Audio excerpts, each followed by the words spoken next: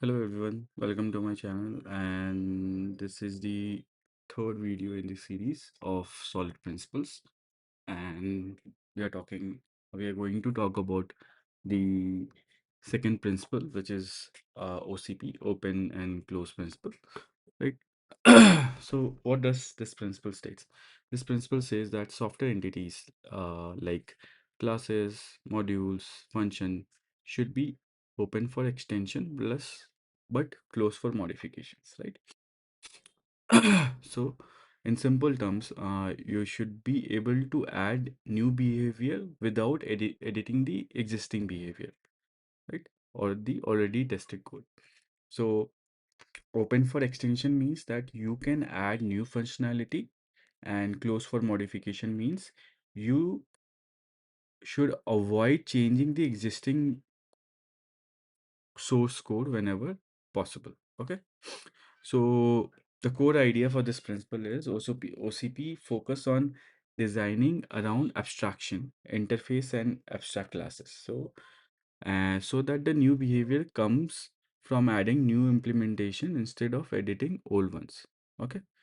If you find yourself frequently changing a class to handle new cases, or like new types, new rules, new strategies, that class is probably violating OCP and needs needs refactoring into extensible pieces. Okay, so the typical violations in OCP are are the big if else or switch blocks that keep growing when a new type or case is added. Let's say such as example like discount types, notification channels, different payment methods, right? Classes with hard-coded dependency or concrete implementation instead of depending upon interfaces, forcing code changes whenever a new variant is introduced. Okay, cool. So mostly we'll be using abstractions to avoid the violation of OCP principles, right? And yeah, so well, let's go through a code walkthrough for this, right? So as the principle says that the entity should be open for extension but closed for modification, right? So as we can see in this particular block of code that we are trying to process a payment, and there are different payment types called credit card, PayPal, or Bitcoin in future. Let's say something else. Let's say if you want to include a new payment type called Bitcoin or cash payments, right? Then you have to change this class. You have to modify this class. So we are modifying this class, right? So it violates the OCP principle, correct?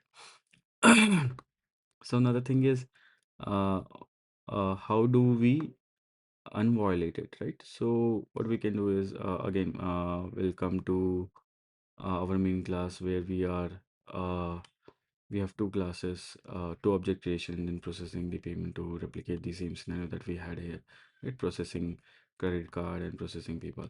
So what we have done is we have created a payment processor interface, which what it will do is it will process the payments, right? Uh, this is the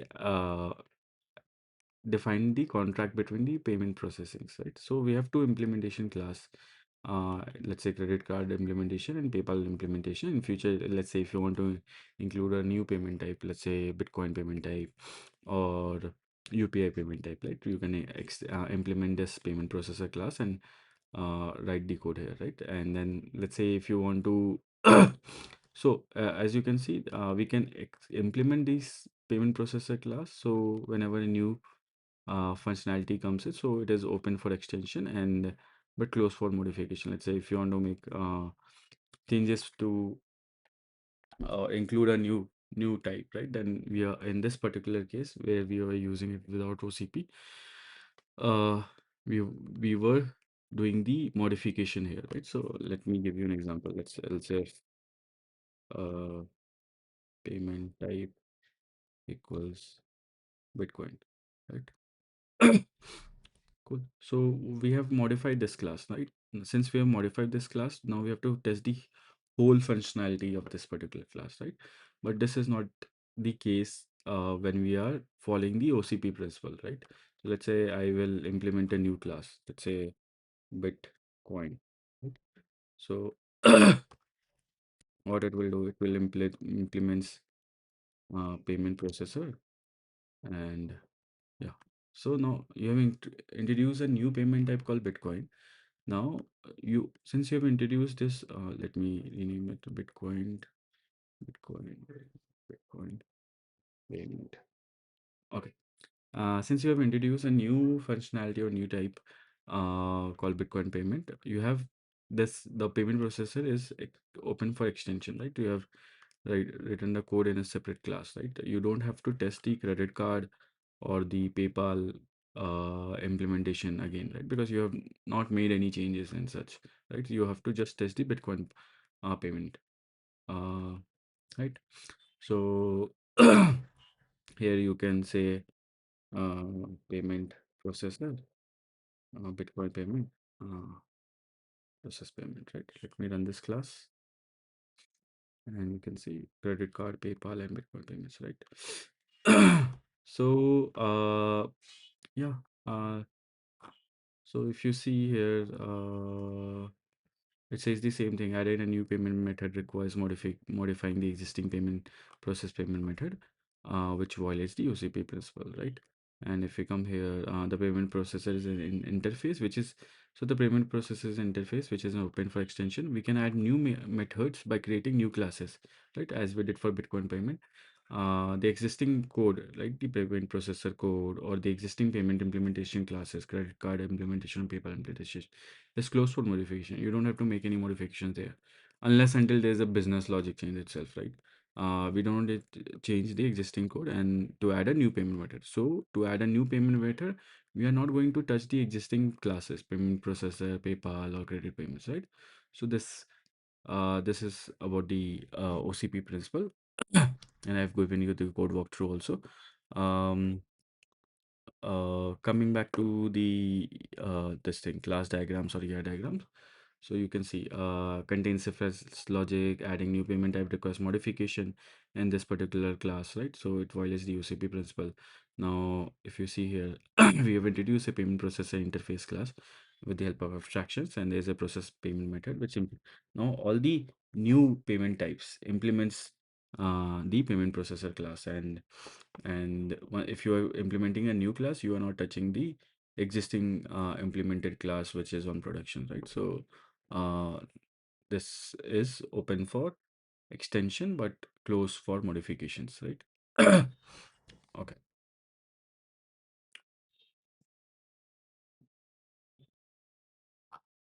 Okay. uh yeah, what else? So for let's for interview tips, right? Again, start with the violation of the OCP principle. You can give this example, and then you can tell with the help of abstraction, you will separate all the classes.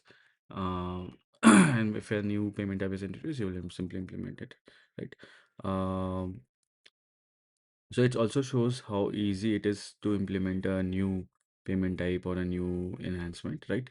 Obviously, it's reduce the risk of bugs since we have not done any modification in the existing tested files which are in production, right?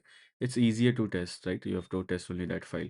And obviously, because of isolations, it is quite easy to figure out bugs also if there is any such, right? And yeah,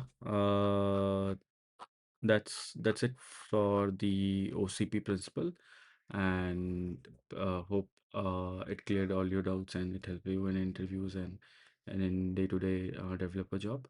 Uh, if you have any doubts or any feedbacks, please do comment, and please don't forget to like, share, and subscribe to my channel. Thank you so much.